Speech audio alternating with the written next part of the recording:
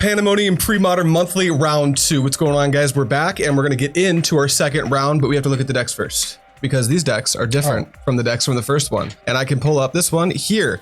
All right, first up, we have Bonacorsi, and he's playing Rec-Sur. For those of you not initiated, that is a recurring nightmare survival of the fittest. And not pictured here, I am going to use deck photos whenever possible, because deck photos of pre-modern decks are absolutely wonderful, but we do not have an extra wall of roots. We're going down to 3 wall of roots, and we're going down the sadistic hypnotist scene here, just to add a Braids and a Graveborn Muse. So keep that in mind going forward. But Max, is this your first time seeing a Rec-Sur deck? This is my first time seeing a Rec-Sur deck. This would be right up your alley. It looks exactly like something I want to play. So we're doing the normal black stuff like the Rock, where we have 4 Cabal Therapy, 4 Duress, very powerful. And then we've also got some other similarities in the green card. You won't always see Birds of Paradise in the Rock decks. Some will, some won't. Almost every single Rec-Sur deck does play birds, because obviously it wants to ramp. It wants to ramp. Then we've got Wall of Roots and Wall of Blossoms. These are both great creatures for the recurring nightmare. Survival of the Fittest obviously allows you to pay a green mana to discard a creature to go search up a creature. So we have a toolbox of creatures. It usually starts with Squee. Now that's also a great way to get rid of these extra Birds of Paradise, especially when you see one in the late game and you don't want to play your 0/1. Absolutely, absolutely. And then if you pitch your first birds, go get a Squee. That's great, because from there you can just start to go get each individual toolboxy creature that you could possibly need in the matchup. And that's everything we need to know about that deck. For player 2, we have personal friend of the channel, Wayne. He's playing red, green goblins. And this is a super, I don't know how many goblins decks you've looked at. But it looks like goblins. This is a very typical Those are all deck. goblins. Yeah, every single one of them. Now, the astute of you will note that the green splash is only for a main board Naturalize. That's what pre-modern is like. You actually need enchantment and artifact interaction that badly that you'll splash an entire other color just in order to play Naturalizing your mono red deck. But this deck, at a glance, it kind of looks like it has the same game plan as Sly. I can assure you it does not. We'll start with the Goblin Lackey, the most powerful card in the entire deck. Yep. If you're on the play with goblins and you play a Goblin Lackey and your opponent does not immediately interact with it, your chances of winning go to like 80% in any given matchup. Goblin Lackey is really just good. a 1-card combo. It says put big fat fatties into play, which are all just more goblins. Exactly. And the best case scenario, obviously, you want to get a Siege Gang Commander into play. Yeah. It's like using almost 2 Black Lotus worth of free mana acceleration, and you have the land you played for turn as well. Exactly. So you can just vomit onto the board. It's phenomenal. But even if you just do something like putting a Goblin Warchief or a Goblin Ringleader into play, that's still going to give you such an insurmountable advantage. But these are the decks. Let's go ahead and check out the game. All right, our players are rolling, and Wayne rolls a 5. Looks like that is a 5. We're going to re-roll. You know, we probably should do a 10. Yep, a 10, that's pretty hard to beat. Okay, there we go. Wayne's going to be on the play. He loves being on the play for game 1. All of these red decks, these Sly decks, these Goblins decks, they need to be on the play for game 1. This is there's a lot of sideboard tools in almost every pre-modern deck I've seen, specifically for these kind of matchups. And if they can win game 1, they're in a much better spot games 2 and 3, where they can try to be on the play for that game 3. Absolutely. Decks that are in black get to play these big blowout cards like Engineered Plague. Oh my God, yes. You know, and that'll just decimate goblins. Engineered Plague is actually one of the reasons Goblin's so interested in having 4 Naturalize in at 75. We're starting. Wayne plays a mountain with no follow-up. No Lackey, no anything else. That's definitely interesting. This is not how you want to be starting if you're Wayne. I saw Cabal Therapy in Al's hand. He sees mountain. He can make some pretty good guesses here. And he's cranking out a Cabal Therapy. It looks like he named Piledriver. Because that's being taken. That's a good take. That was a blind Cabal Therapy that hit. You'd love to see that, because now if Al's able to follow up with Wall of Roots or Wall of Blossoms and to flash it back, that's just absurd. It's not, little goblins aren't getting through there. That Piledriver is the only one that's going to be hitting real hard. Absolutely. Got a Wooded Foothills into a Mogg Fanatic. Wayne's he's not fetching yet, so not dropping down to 19 just yet. But the Mogg Fanatic has some play in this matchup. Notably, he'll be able to take out cards like Mesmeric Fiend and Birds. But outside of that, it's just going to be blocked by a 0/5 or a 0/4. I think it also telegraphs that was his draw for the turn. 100%. I mean, he would have let on that on turn 1 easily. Yeah, Al knows his hand from the Cabal Therapy, but not playing that on 1 is a big tell. Now, that is a survival of the fittest for Al. So this is a big part of how he wants to start his game plan. If he can go get that Squee at any point, Wayne's going to start falling behind very, very quickly. Wayne drops down to 19 post fetch. One thing about Premodern, it's fine for Wayne to fetch here because his green is really only for Naturalize, so he doesn't need to leave his fetch lands in super positions. There's no surveil lands. Exactly. There's nothing to scry with. But since you're not, shocking or anything, you are actually fine just fetching when you need the color most of the time. But in this spot, I can't fault Wayne for doing it that way. It just doesn't matter in his deck necessarily. And if he had that basic forest in hand, I would assume there's only one in the entire deck. One basic forest, 4 Karplusan Forest are his green sources. Oh, and he has the Naturalize. He has the Naturalize. Perfect. And this is exactly why Goblins splashes green. Something we'll be doing on the channel shortly. A deck that I want to get together is actually Lanny's Black-Red Goblins, but that's a conversation for another day. Now, not having more threats on board, his clock is very slow. Al's happy to take 1 damage a turn. Oh, this is the perfect spot for him to be in. Like it looks like he's got a duress in hand, but if he's ever able to develop like a recurring nightmare or something, that's going to be an advantage that Wayne, I do see a recurring nightmare in that hand as well. In his hand? Oh yeah, that's his, it's really cool. One of Al's recurring nightmares is this really cool Freddy Krueger altar. I love that. I'll try to get a picture of it, but I don't know if we'll be able to by the time this game goes up. Wall of Roots. So depending on what's in Al's hand, he can double spell pretty easily here. That just puts a big block on all of the little 1/1s that are going to be coming from Wayne as well. Goblins also, interestingly, most red decks in Premodern play the card Lightning Bolt.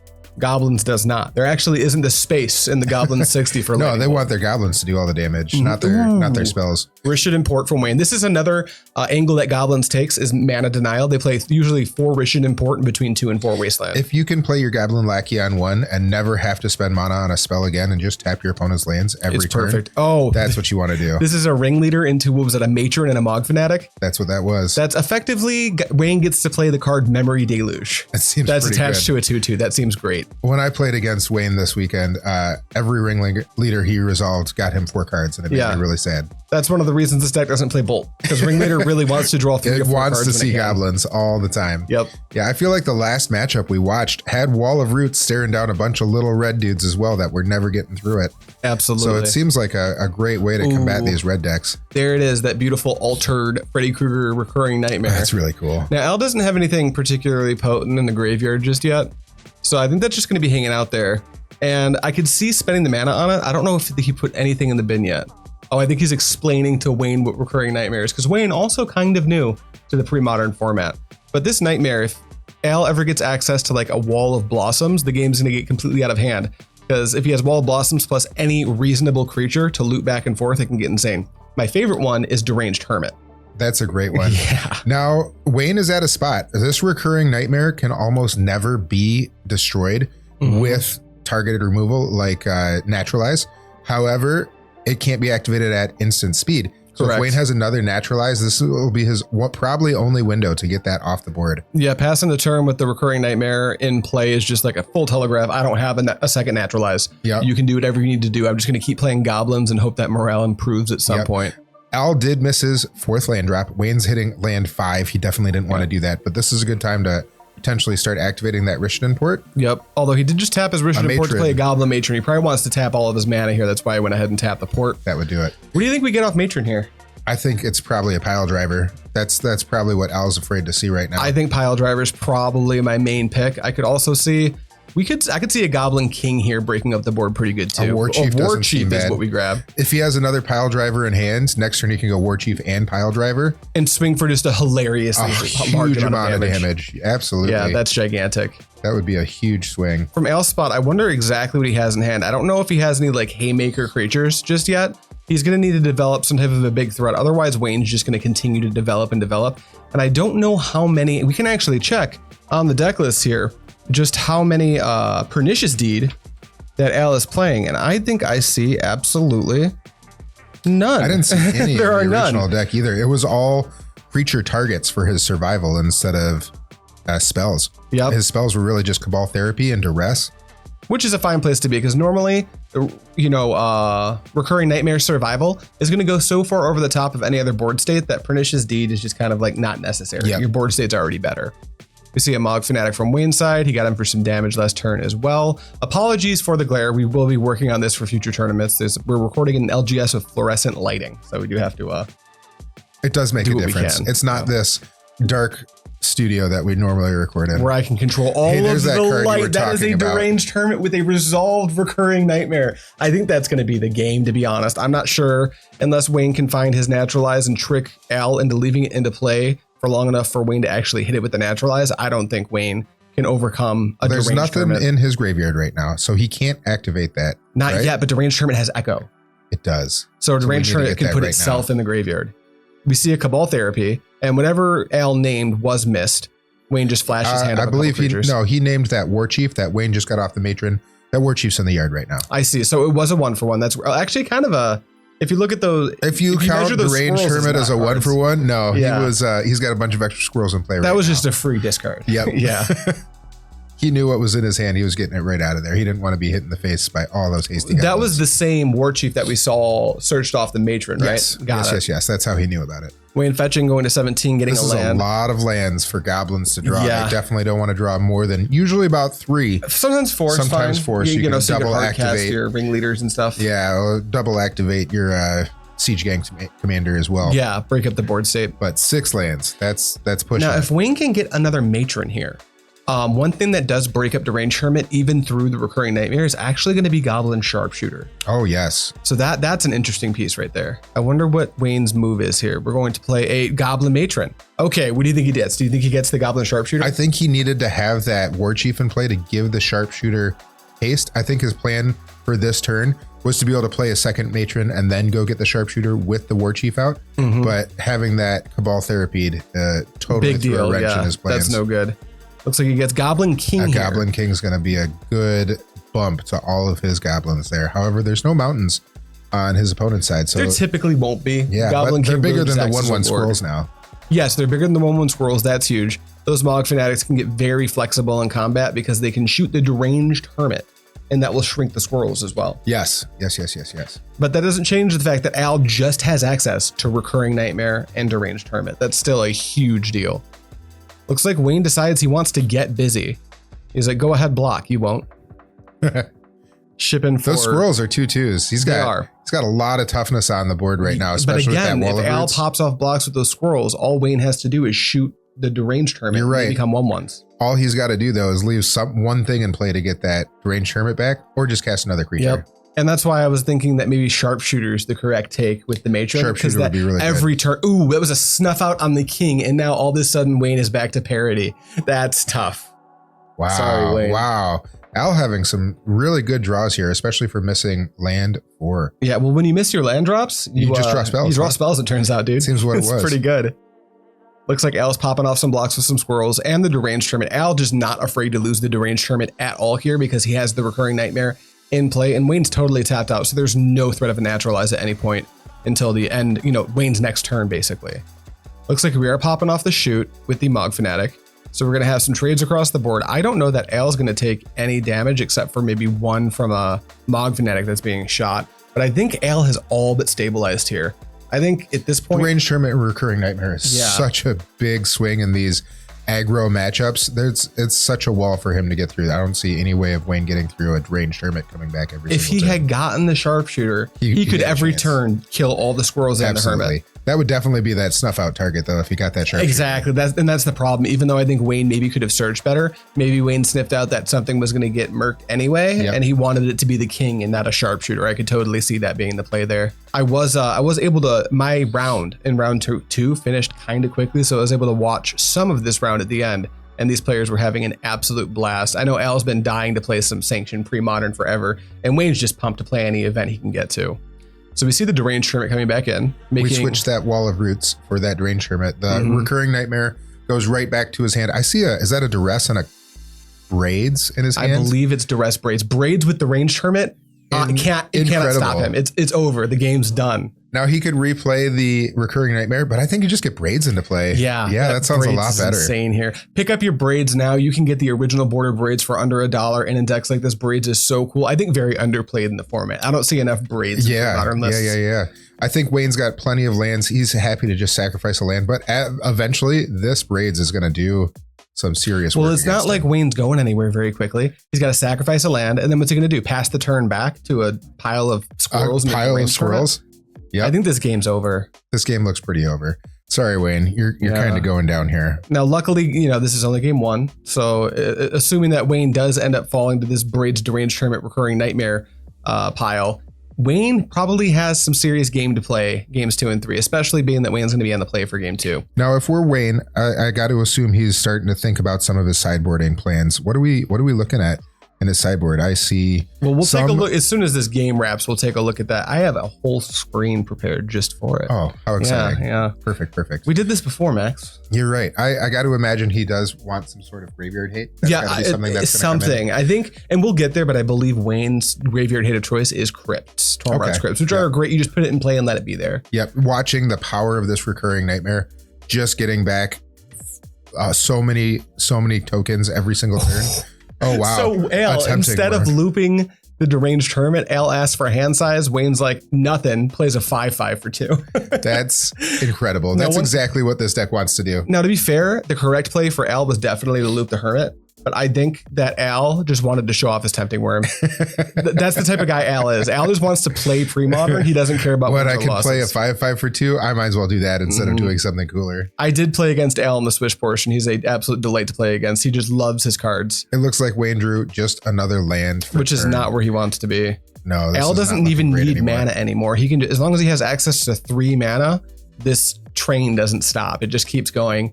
Al's going to keep developing his hand, keep developing his mana base. And Wayne's going to keep falling behind because he doesn't have infinite squirrels to sacrifice to a Braids. Yep. Wayne's just tapping down another land, trying to keep him off something. Yep. Fighting the good fight. Yep. And then Recurring Nightmare coming back into play. And let's just make more. Yeah, just make more things. And that's the Deranged Hermit. The thing that Al could have done last turn, but is so far ahead, just didn't need to. Nope. He can play whatever card he wants to. Pumping all these squirrels as well. These guys are bigger than goblins with a lord. This is a squirrel lord. Yeah. There we go. This has to be lights out. Wayne peeps at the top card, picks his cards up, and that looks like it is going to be the game. What an incredible game. Really showing off how good Rec-Sur is in the late game. Once it gets to the late game, it's just too much. With the Deranged Hermit is just too much right there. Yeah, absolutely. Well, our players are sideboarding, and now, because you wanted to talk about it so badly, let's take a look at the players' sideboard, see what maybe they have access to, starting with Al. All right. Victor of our game. And now, not pictured here, I do want to say, I did have to do all these graphics ahead of time, and Al's playing Recurring Nightmare Survival, meaning his sideboard is full of one-ofs. So not pictured here, there's a Stronghold Cabal, and it deals with white permanents. So we don't care about that. We're going to look at the other 14 cards that maybe he brings in. Yeah. Starting with Sabo's Web, which I think is a yes. So I think that would come down to how much he's got to come out. He knows that Wayne is going to be trying to impact his mana with Rishadan Port. That's true, yeah. But that's the big reason I think Sabo's Web's good, though. Now, if it didn't cantrip, I would be a little bit more uneasy about bringing in a 2-mana do nothing. Yeah. But part of Wayne's game plan, like a big part of his game plan, is the port. It's to get down like 1-2 goblins, mana deny, play this tempo game. And Sabo's Web really kind of breaks that up. Plus, if Wayne's kind of land light usually to begin with, contradictory to what we saw that game 1. And Sabo's Web not letting him untap his Rishadan Port also will choke up the amount of plays he can make. But I think you're right. I can see a world where Sabo's Absolutely. Web might not be enough to out. I'm thinking Sabo's Web is only going to come in if he's got something that he wants out of his deck. Yeah. However, looking at his deck, the things you'd normally cut to make room for this are just some of your walls. You might cut your Wall of Roots. You might cut a Wall of Blossoms. But in this matchup, having big 0-4s and 0-5s sitting in front of his opponent's 2-2s or 3-3s, that might just be better than denying him a land. Absolutely. And moving on, I think Snuff Out's a definite in. Yep. Just any way you can kill creatures is free interaction. Sounds great. Yep. Sadistic Hypnotist, probably too grindy for this particular matchup. I believe so. I could see maybe Mesmeric Fiend and maybe not, depending on what his curve looks like after he sideboards. I'm not going with the Mesmeric Fiend. He knows Mogg his Fanatic. Opponent's got Mogg Fanatic. He knows his opponent's got Goblin Sharpshooter. So that Mesmeric Fiend is not a great choice. The reason I think Mesmeric Fiend might not be the worst choice is because I think a 9th way to look to see if it's safe to develop one of his enchantments. Yeah, either Cabal Therapy or just to develop Survival of the Fittest or Recurring Nightmare. Yep. There's going to be 4 Naturalizes post-board from Wayne. Absolutely. That's just a fact. Naturalize, probably not. Wayne doesn't play a single artifact or enchantment. Ravenous Baloth? Absolutely. You think so? I actually don't know.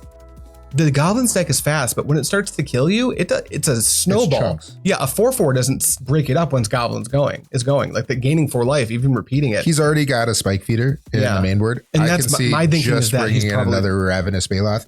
It's going to be like Spike Feeder, but it's a lot bigger than one of your Goblins. That's true. If it can pick off a Goblin and gain you some life and just keep recurring it like he was doing with the Squirrel Lord, that seems pretty good to me. That's true. I think the Orangutan, obviously, just like he's not bringing in Naturalizes, just not important in the matchup. Yep. Both of the monks, the Monk Realist and the Monk Idealist, I could see coming in. The Monk Realist is a monk. When it comes into play, it destroys target enchantment. So we don't want that one. It's the Idealist who comes into play and you get to return an enchantment from your graveyard to your hand. That card allows you to recur your Survival of the Fittest, your recurring Nightmare. So I could see that coming in. Phyrexian Furnace, not so much. I think at the end of the day, he's probably only bringing in 2 or 3 cards. His deck is already set up really well. It's a toolbox. Yeah, his deck is already set up really well to beat Goblins. So it's not a whole lot of sideboarding. Speaking of Goblins, let's see what Wayne's doing here. His sideboard a little bit more simple. We see a little bit more of the green in the sideboard, reasons to play those Karplusan Forest in that basic forest. And we can start by getting the red Elemental Blasts out of the way. Just not the going boils, to be important. Any of the things that have any of the color hate cards, not great. A Goblin Tinkerer, also this is a card to fight Shrimp or Phyrexian Dreadnought. Just not important in this matchup. Correct. Sirocco, this is a card that doesn't see a ton of play. It hates on blue, interrupts an instance, so this is not going to be important either.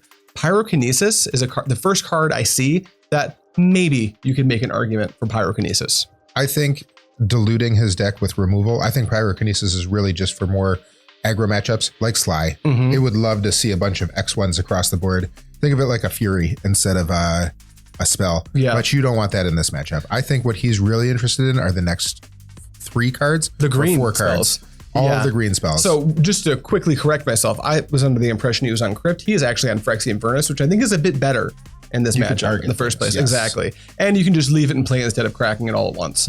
Then the Naturalize comes in. There's just so many good enchantments. The Tranquil Domain, destroy all global enchantments, seems fine if he wants enchantment hate number 5 and 6, which he very well may. I think he might even switch some of the Naturalize for the Tranquil Domain. Try to get a little 2-for-1. He's not interested in hitting any artifacts. He's really only interested in hitting enchantments. And he saw how Al last game left his recurring nightmare in play. Yep. If that ever happens and there's another enchantment in play, he's going to have a great time with that Tranquil Domain. And then Caller of the Claw comes in actually a lot of matchups as just a way to fight the hate that is coming in for his deck. Yes. It just allows him to change what creature type he's playing with. It has flash. It's very good. I think we'll probably see that come in. But that's everything for sideboarding. Furnaces, definitely. Absolutely. All right. So with that out of the way, looks like our players are getting ready to get into game number 2 with Wayne on the plate. And it looks like Wayne is taking a mulligan. Now, one of the hardest parts of these sideboarding with these all on one theme kind of decks is figuring out what to cut. Goblins wants all of its goblins. It has a couple flex spots, true. Now, but it can't bring in. Wayne just let on a Lackey. That's pretty good. It's pretty good, but Al played a Birds of Paradise. Do you block with the Birds of Paradise here? I do. I block with that Birds of Paradise. I think it depends on what my hand is. If I need to have extra ramp, no. But the idea of seeing a 5-mana spell on turn 2 with mana open is pretty scary. Absolutely. I think, and he's popping off the block here. If Wayne just has a Siege Gang Commander, the bird's dead anyway. The bird's going to die. Yeah, so it's just not He was going to die before he untapped anyway. Phenomenal. Having that Phyrexian Furnace right now, outstanding. Furnace in play. Now that bird's being in the graveyard, that doesn't really matter too much, but if we see something like a Squee go to the graveyard, all of a sudden survival isn't going to be a big part of how this game plays out. Now Wayne just needs to remember every single turn, tap it, eat the bottom card. We see a Wall of Roots from Al's side, passing back to Wayne, who plays a Mountain. That Goblin Lackey is going to struggle to get in with all these walls. It is. Now, luckily, Goblin Lackey is kind of, it's an easy, you can trick yourself pretty easily, thinking Goblin Lackey's only good in the early game. But if Wayne can develop like another Goblin Lackey at some point and start to attack with multiples, the advantage you get still insane. And this is a Goblin Warchief. So if he ever starts casting Ringleaders with Lackeys out, it's nothing but good for him. Yeah, it's absurd. He just gets to cheat on mana. The Warchief's going to make that even better. Looks like Al's popping off a Duress, which just misses. It looks like there's we got a Piledriver and a Sharpshooter. And a Piledriver. That Sharpshooter is going to play a great role in this game for you, I think. Assuming, if Al gets anything going, with X1s. Right now, nothing, because there's a Wall of Blossoms, which is another thing Sharpshooter can't really interact with profitably. Well, with that Goblin Warchief, he can play both of those spells. He can play 5 mana worth of spells Oh yeah, absolutely. On his 3 lands. He probably should. Yeah. He probably should do that. That Warchief is going to ramp really well. Absolutely. Let's see here. Wayne's definitely thinking about playing some spell. What costs 1? The Piledriver? Yeah, the Piledriver. Yeah. There's the Piledriver. It has haste, so that thing's going to attack for like 7. And there's a second Lackey.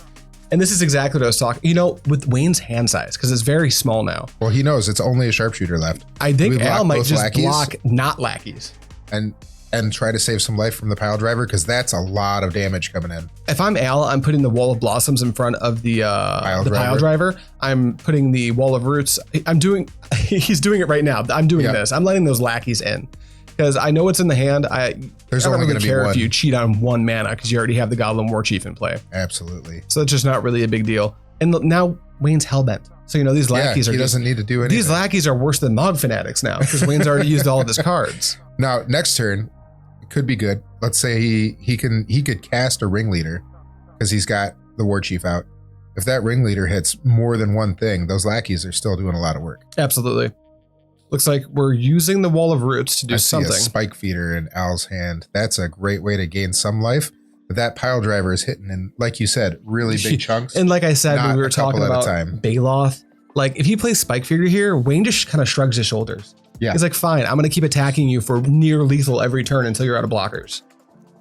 And instead of the Spike Feeder, we see a Wall of Blossoms. Looks like Al might need to develop another mana source, which he may not have in his hand and does not. No. Al having mana trouble for the 2nd game in a row.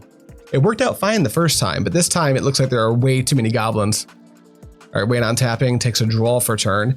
If you drew a Heater, great. If not, Wayne's board's still so good. It's still punching through. He's having his walls not take out any creatures as he's attacking seems pretty great.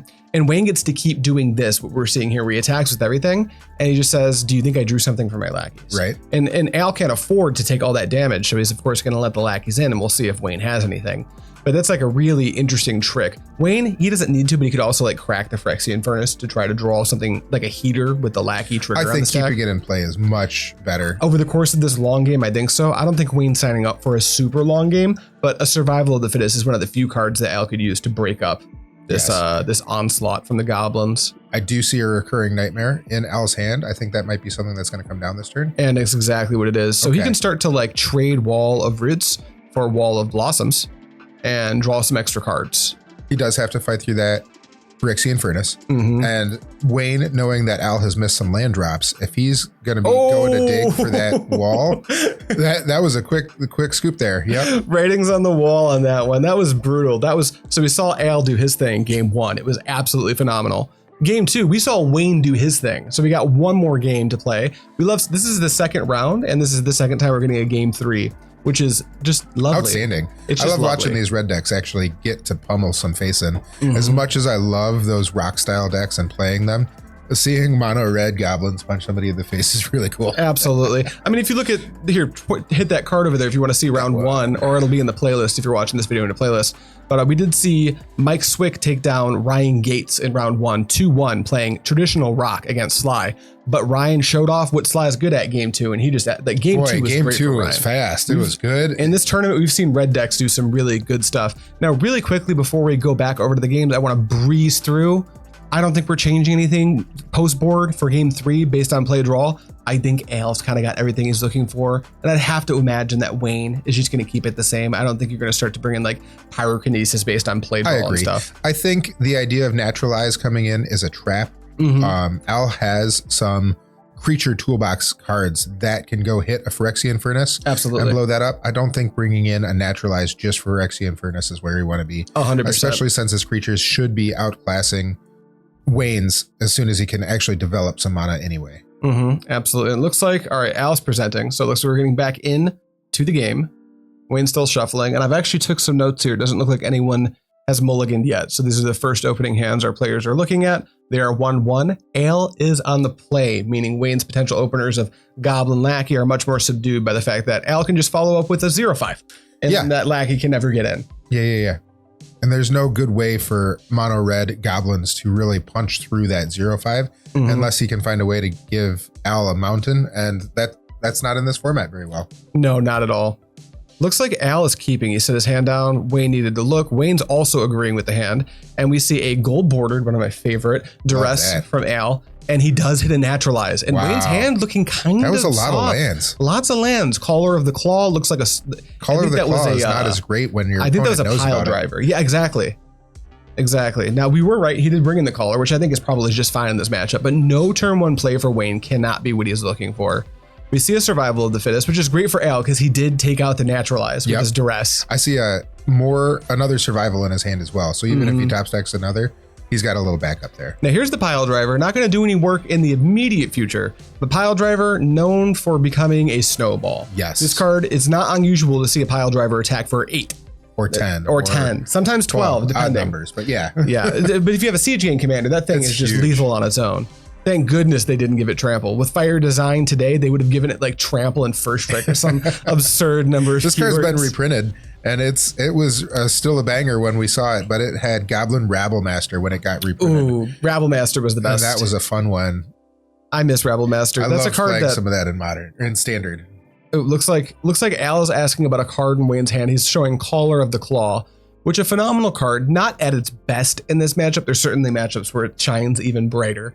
But definitely something Al's going to want to be aware of. Here is... now, he had the Squee in Wayne's hand. not the only one with goblins, right? Al has Squee. Now, the cool thing about Squee is there's a trigger at the beginning of Al's upkeep that brings the Squee back to his hand. Now, if you read the card Survival of the Fittest... It just says discard a creature. So now, for the cheap price of a green, Al's going to be able to tutor a creature every turn. He did bring in the Mesmeric Fiend, which is interesting, because we disagreed only a little on whether we bring in the Fiend or not. But it looks like Fiend's coming in, and the options are Goblin King and Caller of the Claw. Oh, and he takes the Goblin King, which makes sense, because if Wayne goes Goblin King next turn, he can just start like pummeling really quick. And that Caller of the Claw is very mana intensive. He's got to have a lot of mana to spend into that.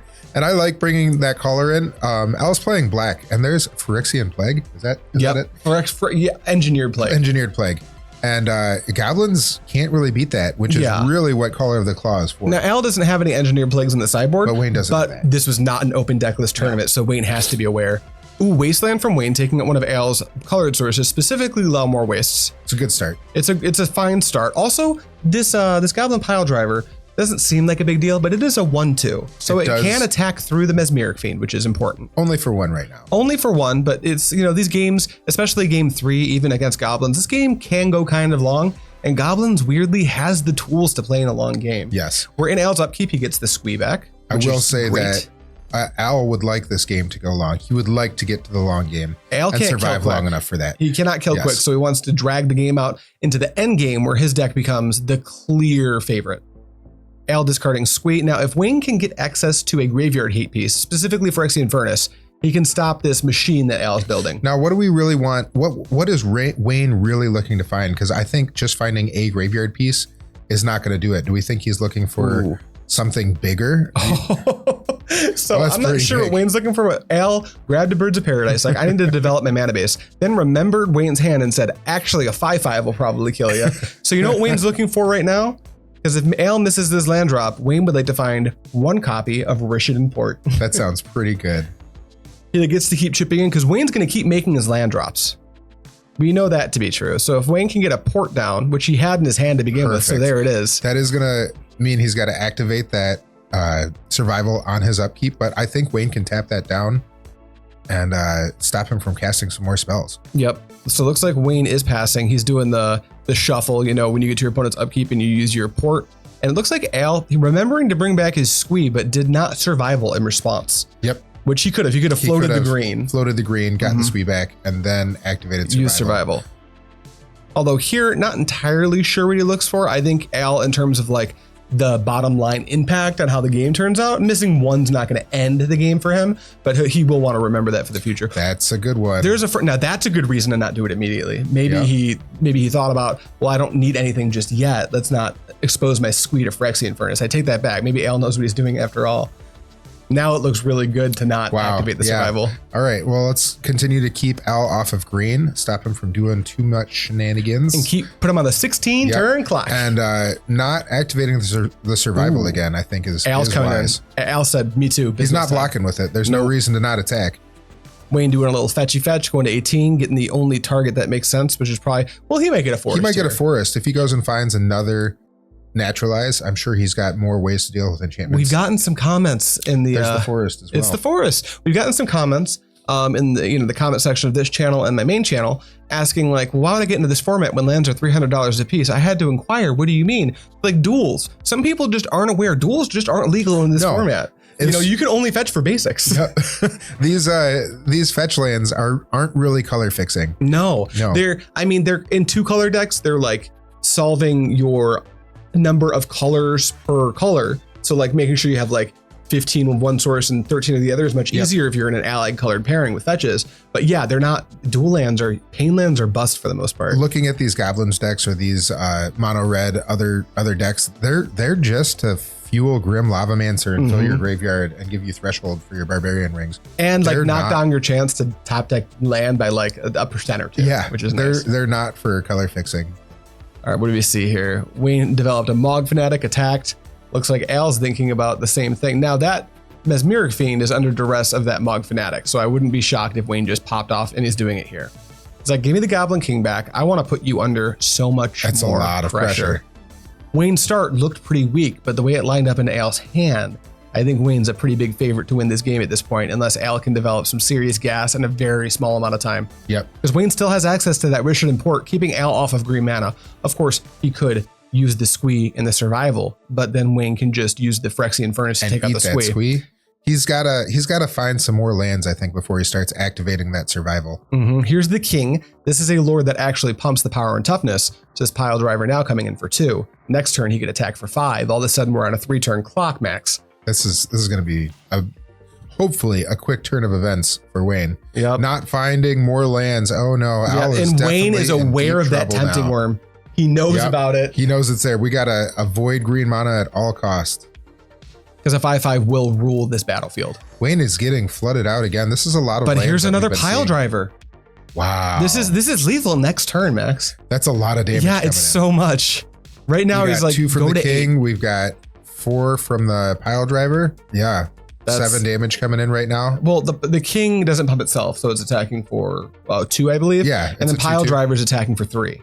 It gets 1 from the King, and then we got 2 from it attacking as well. So it should be a 4, 1, 2, 3, 4, 5, 6 damage total. Yeah. Math is hard, right? Yeah, math is hard. Oh, we got a handshake. It doesn't matter. No, not finding another land drop. He didn't Al find it. knocked out by goblins. Oh, Al, he fought the good fight, but couldn't quite get there. Man, missing those lands. That was rough. What an absolutely sick game 2 for the Pandemonium Premodern Monthly. We've got round 3 coming very shortly. Spoiler alert, I'm in it. I guess I'm doing commentary on my own game, which is going to be weird. Max gets to judge me.